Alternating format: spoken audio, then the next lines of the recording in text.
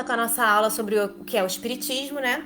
E hoje a gente vai dar uma recapitulada antes de começar na aula passada. A gente estava falando o seguinte: se as almas são independentes uma das outras, de onde vem o amor dos pais pelos filhos e destes por aqueles?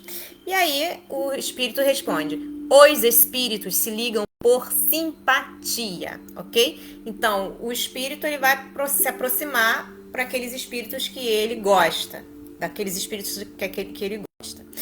Por que há maus pais e maus filhos? E aí ele responde: são espíritos que não se ligaram na mesma família por simpatia, mas com o fim de servirem de instrumentos de provas uns aos outros. Ensino, né? Aprendizagem, gente. Muitas vezes para a punição dos que foram em existência, do que foram em existência anterior. Se você for um mau filho, você vai para os braços de um mau pai. Se você for um mau pai, você recebe um mau filho e assim por diante. Porque encontramos em certas pessoas nascidas em condição servil instintos de dignidade e grandeza, enquanto outras nascidas nas classes superiores só apresentam instintos de baixeza. Aí ele diz que é da posição social que elas já ocuparam, né, numa vida anterior. Qual a causa das simpatias e antipatias que se manifestam entre pessoas que se veem pela primeira vez? São pessoas que basicamente já se conheceram em outras vidas e que se odiavam, né? Ou que se amavam já em outras vidas.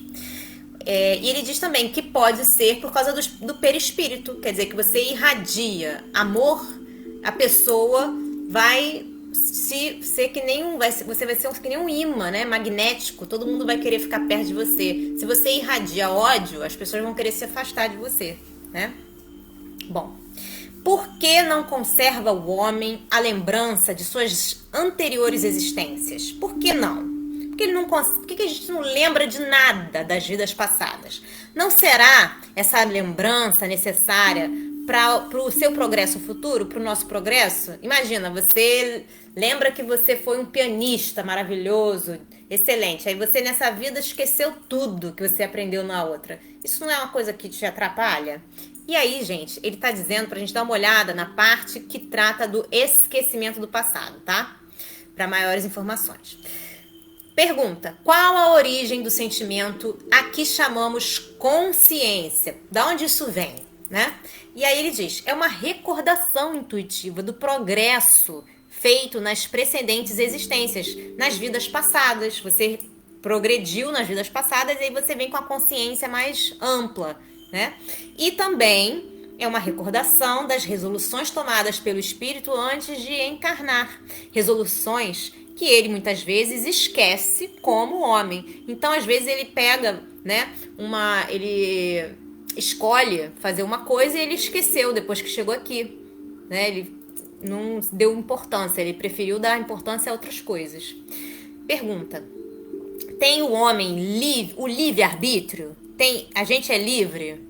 Ou está sujeito à fatalidade? Ou estamos sujeitos a um plano divino? Por exemplo, Deus tem um plano na sua vida. Deus quer que você faça isso. O que a gente tem liberdade de escolha ou existe um destino marcado, né?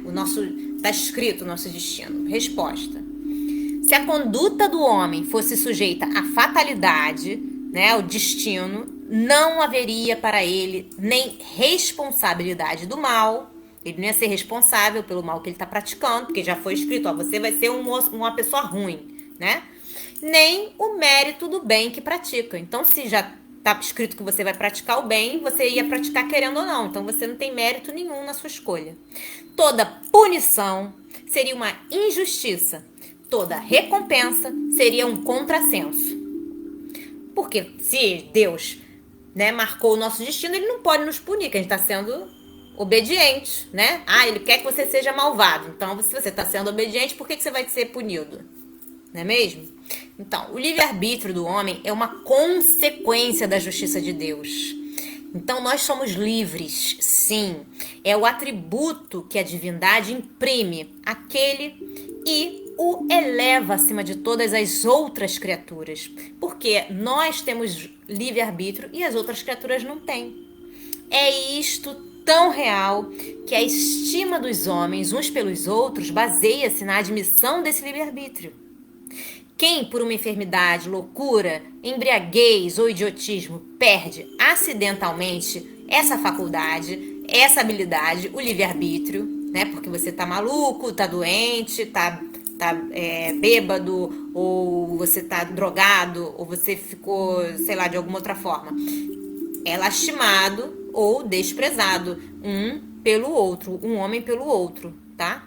Então, para você ver que é tão real isso que as pessoas, elas baseiam a conduta delas de acordo com isso. O materialista que faz todas as faculdades morais e intelectuais dependerem do organismo, reduz o homem ao estado de máquina. Então, o materialista acha que nós não somos mais que robôs, tá?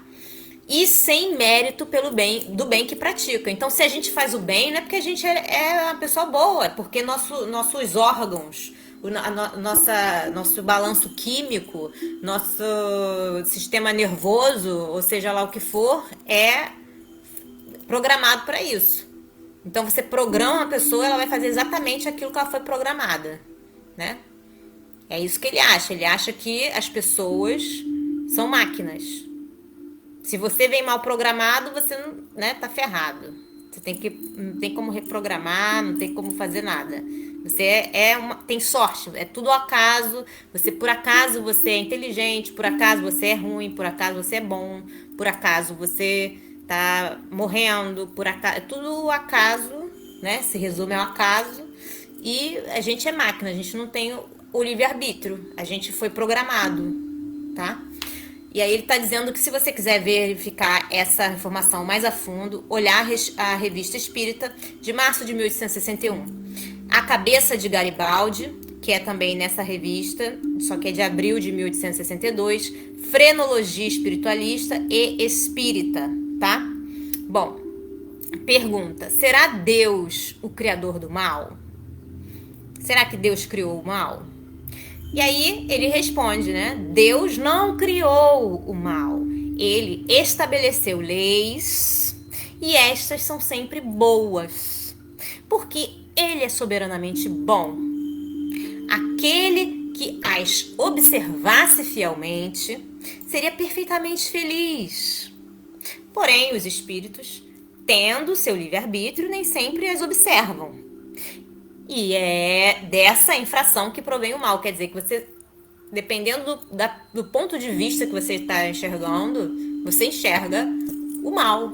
Se você entender quais são as leis, você não vai ver mais a coisa como o mal. Então o mal desaparece, tá? Por quê? Se a gente levar em consideração que para toda causa existe um efeito, para todo efeito inteligente existe uma causa inteligente, então você não pode tirar o mal do bem. Você só tira o bem do bem, né? Você não pode plantar batata e colher cenoura, por exemplo, né? Você não pode, né? Por mais que venha uma chuva, aí você perde sua plantação. Isso aí são outras situações. Eu estou dizendo assim, em uma base simples de pensamento, né? Quando a gente olha a coisa e vê assim, nossa, que coisa terrível, a gente não está observando da forma científica, tá? Se você observar por que aquilo ali aconteceu, você já parte para entender o que aconteceu, você parte para resolver o problema, né? Se você olhar, ai que horror, não quero observar porque tá magoando meu olho, aí você já não vai resolver o problema. Se existe um problema ali, ele existe para que a gente fique inteligente para poder resolver. Então os problemas que existem são como se fossem problemas matemáticos. Aí a gente vai, observa, estuda e conserta. E o estudo para consertar essas questões faz com que a gente exercite o nosso cérebro, a nossa inteligência. A gente não vai criar problemas para a gente resolver. A gente vai observar o que está errado e vai resolver.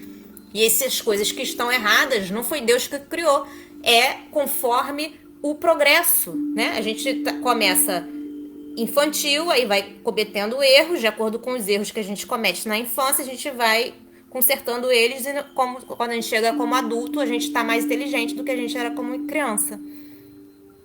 certo? Então, essa perspectiva do mal é uma perspectiva de um espírito que ainda não está mais amadurecido, né? mais desenvolvido. Então, na verdade, Deus não criou o mal. O mal é criado a partir da observação, né? Do que a gente, da forma que a gente observa aquilo que está na nossa frente, certo? Então você pode observar como uma coisa má ou pode observar como um problema a ser resolvido.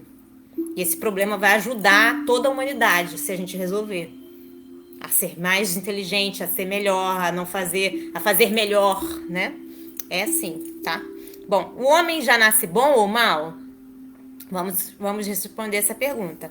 E os espíritos respondem: é preciso fazermos uma distinção entre a alma e o homem, tá?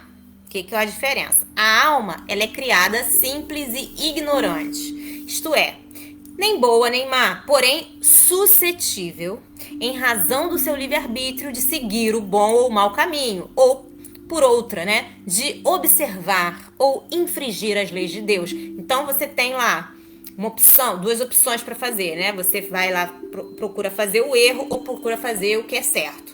Se você for ignorante do que é certo e o que é errado, você tenta usar a intuição. Se a sua intuição falha, você vai para o que é errado. A partir do momento que você percebeu que você está fazendo errado, você parte e faz diferente. Você vai e faz o bom, né? Fala assim, ó, isso aqui é errado. Enquanto você não percebe, você vai seguir ignorante. Até o momento que você vai perceber, alguém vai te ajudar para perceber, entendeu? Fatores sempre vão estar ao seu redor para você poder perceber a distinção do caminho, né? De observar ou de infringir, de seguir o bom ou o mau caminho. O homem nasce bom ou mal, segundo seja ele a encarnação de um espírito adiantado ou atrasado. Então você pode nascer como um homem mau numa encarnação porque você está extremamente atrasado para observar essas leis, né? Na observação das leis, olha, ame o próximo, não faça mal ao outro, ame seus inimigos, né? Você pode estar atrasado, você pode não ter aprendido ainda. Então você nasce como uma pessoa de inclinação para coisas erradas, para o mal, né? Na linguagem vulgar, para o mal. Agora, você pode ter percebido isso e nascer uma pessoa extremamente lúcida. Ah, olha, eu sei exatamente o que é a coisa errada e o que é a coisa certa. E quero seguir pelo caminho certo, porque é um direito meu escolher o caminho que eu quero seguir. Tá bom, gente? A gente fica por aqui por hoje. Um beijo grande a todos, até a próxima.